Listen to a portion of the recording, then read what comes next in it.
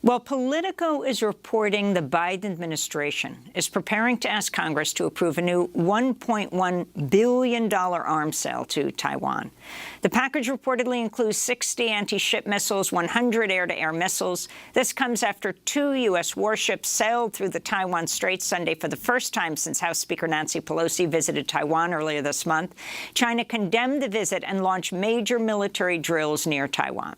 Meanwhile, President Biden announced $3 billion in more military aid for Ukraine last week, including money for missiles, artillery rounds, and drones to help Ukrainian forces fight Russia. We begin today's show looking at U.S. policy on Russia and China. We're joined by the economist Jeffrey Sachs, director of the Center for Sustainable Development at Columbia University. He's president of the UN Sustainable Development Solutions Network. He served as advisor to 3 UN secretaries general. His latest article is headlined, "The West's False Narrative About Russia and China." He begins the article by writing, quote, "The world is on the edge of nuclear catastrophe in no small part because of the failure of Western political leaders to be forthright about the causes of the escalating global conflicts. The relentless Western narrative that the West is noble while Russia and China are evil is simple-minded and extraordinarily dangerous," Jeffrey Sachs writes. Jeffrey Sachs, welcome to Democracy Now! Why don't you take it from there? Good to be with you. What is the story that people in the West and around the world should understand about what's happening right now with these conflicts with Russia and Ukraine, and with China? The main point, Amy, is that we are not using diplomacy. We are using weaponry. This sale now announced to Taiwan that you've been discussing this morning is just another case in point. This does not make Taiwan safer. This does not make the world safer. It certainly doesn't make the United States safer. This goes back a long way. I think it's useful to start 30 years ago. The Soviet Union ended, and some American leaders got it into their head that there was now what they called the unipolar world, that the U.S. was the sole superpower and we could run the show. The results have been disastrous.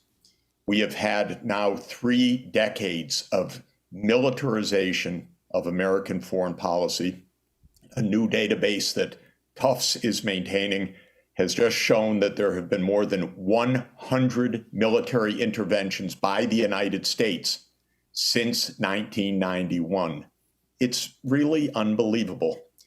And I have seen in my own experience over the last 30 years, working extensively in Russia, in Central Europe, in China, and in other parts of the world, how the U.S. approach is a military first and often a military only approach. We arm who we want.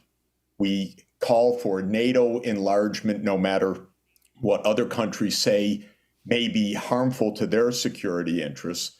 We brush aside anyone else's security interests.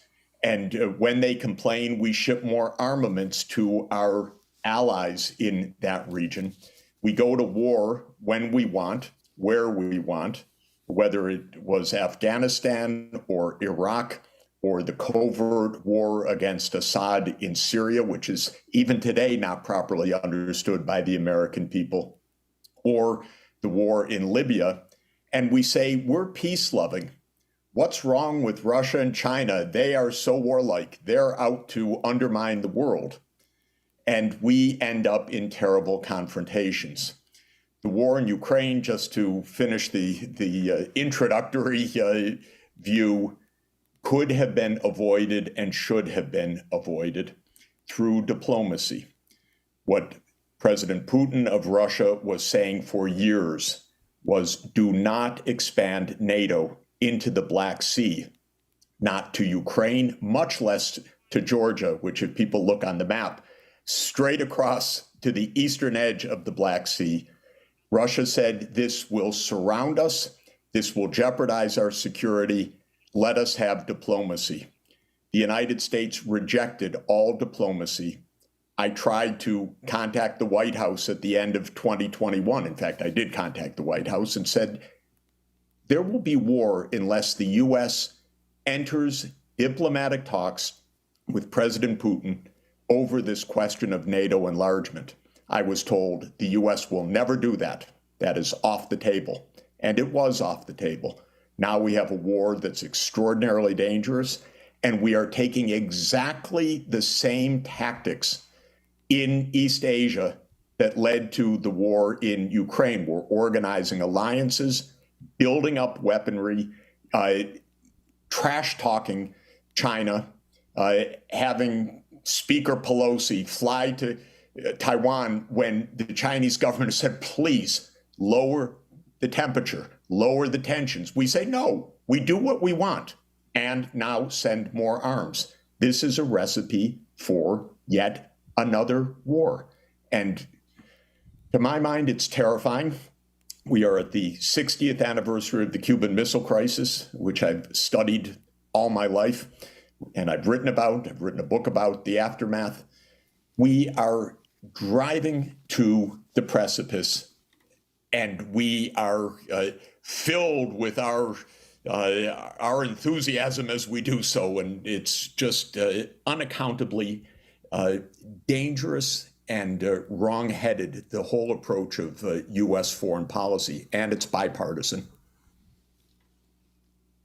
Jeffrey Sachs, I wanted to ask you, one of the things that you mentioned in a recent article that was published in Consortium News was this insistence of the United States, dragging Europe along as well, in maintaining hegemony throughout the world at a time when the economic power of the West is declining. You mentioned, for instance, that the BRICS nations, Brazil, Russia, India, China, and South Africa, represent more than 40% of the world's population and have a greater GDP than the G7 nations, yet their interests and their concerns are pretty much dismissed, or in the case, obviously, of Russia and China, portrayed to the American people as the aggressors, as the authoritarians, as the ones that are creating turmoil in the world. I'm wondering if you could expand on that. Yeah, absolutely. And directing us to that is extremely important. The disproportionate power of the Western world, and especially the Anglo-Saxon world, which started with the British Empire and now the United States, is about 250 years old, so a short period in world history. It happened for a lot of very interesting reasons that the Industrial Revolution came to England first. The steam engine was invented there. That's probably the single most important invention of modern history. Britain became militarily dominant in the 19th century, like the United States was in the second half of the 20th century. Britain ran the show. Britain had the empire on which the sun never set.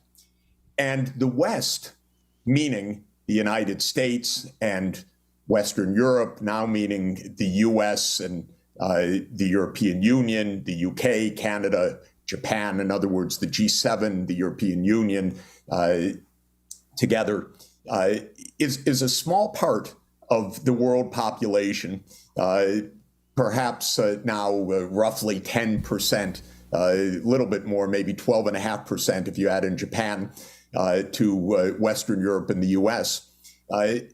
But the mindset is we run the world.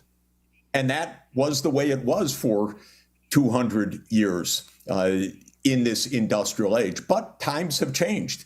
And really, since the 1950s, the rest of the world, when it gained independence from European imperialism, started to educate its populations, started to adopt and adapt and innovate technologies. And lo and behold, a small sliver of the world really didn't run the world or didn't have a monopoly on wisdom or knowledge or science or technology. And this is wonderful.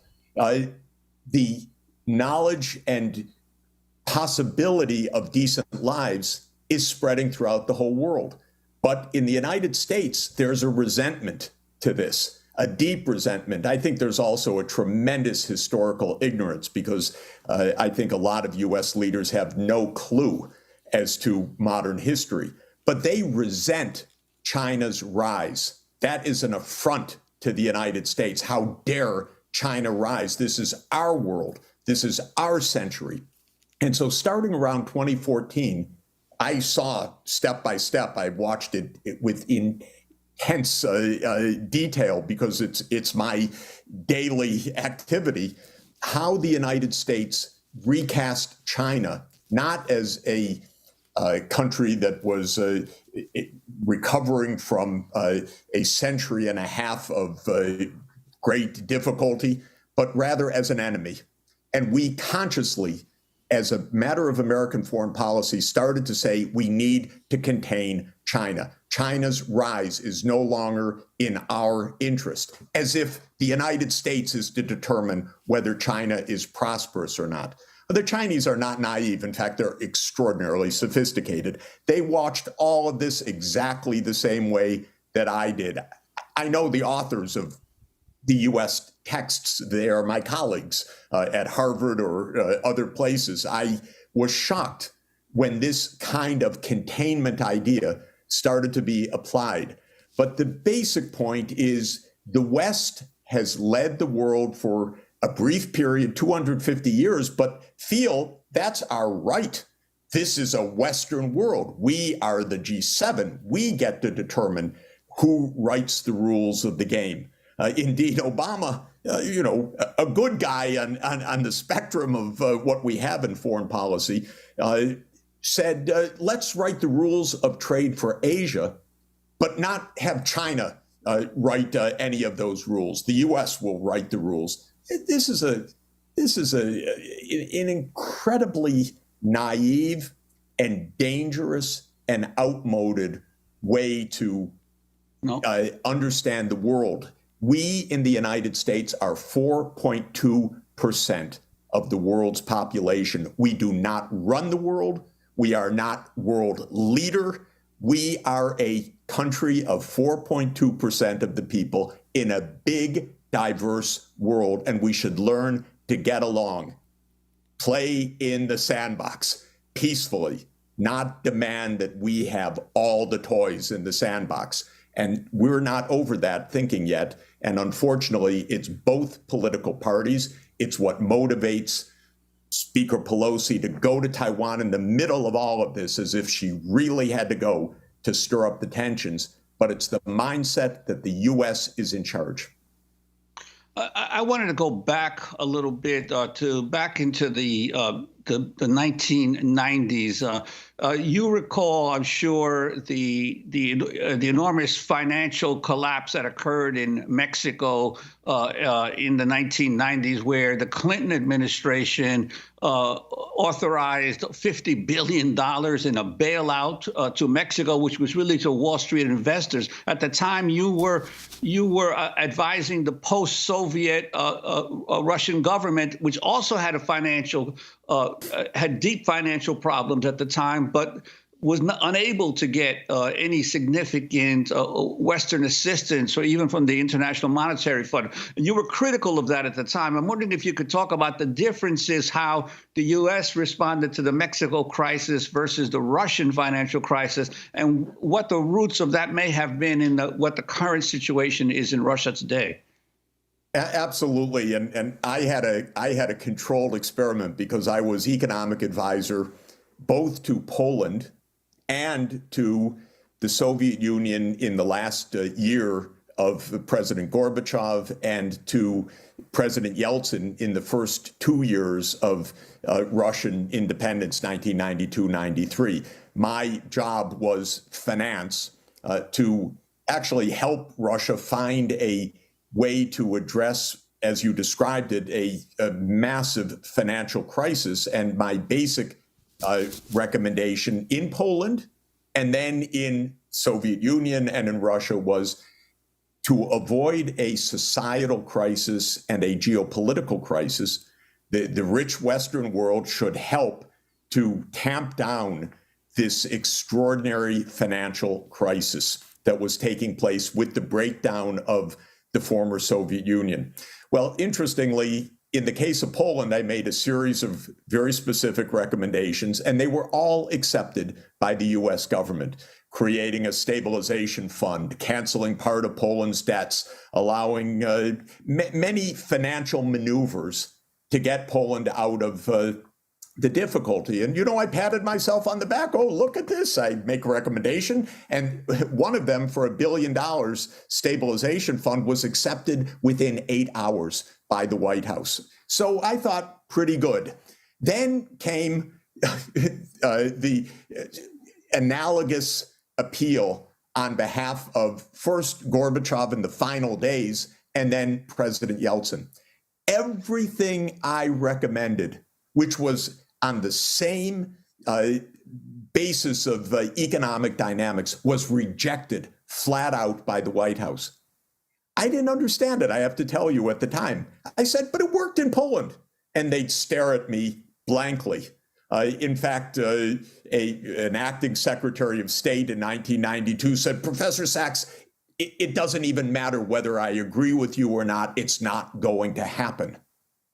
And it took me actually quite a while to understand the underlying geopolitics.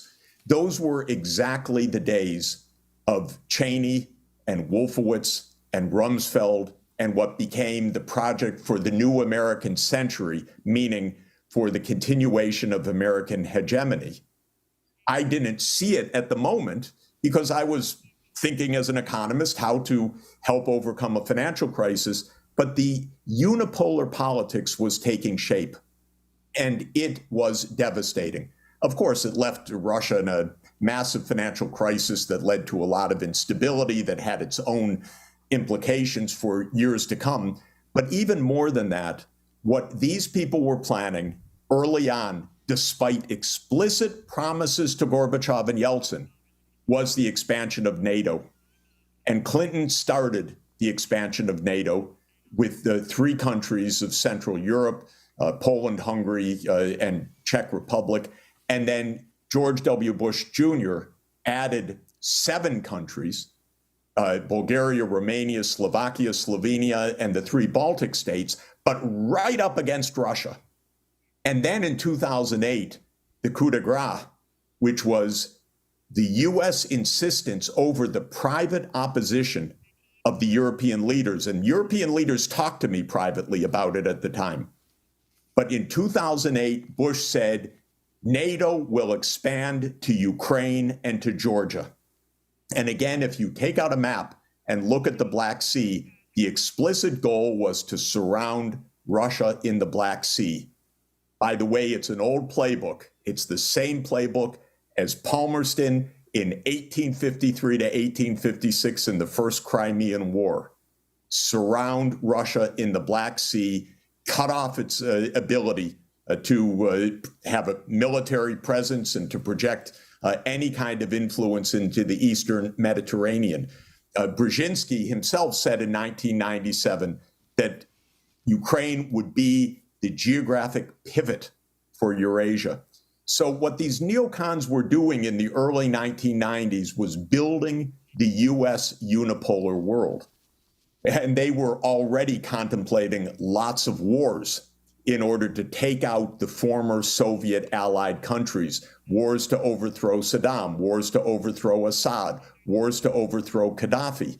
Those were all rolled out in the next 20 years. They've been a complete disaster, debacle for those countries, horrible for the United States, trillions of dollars wasted. But it was a plan.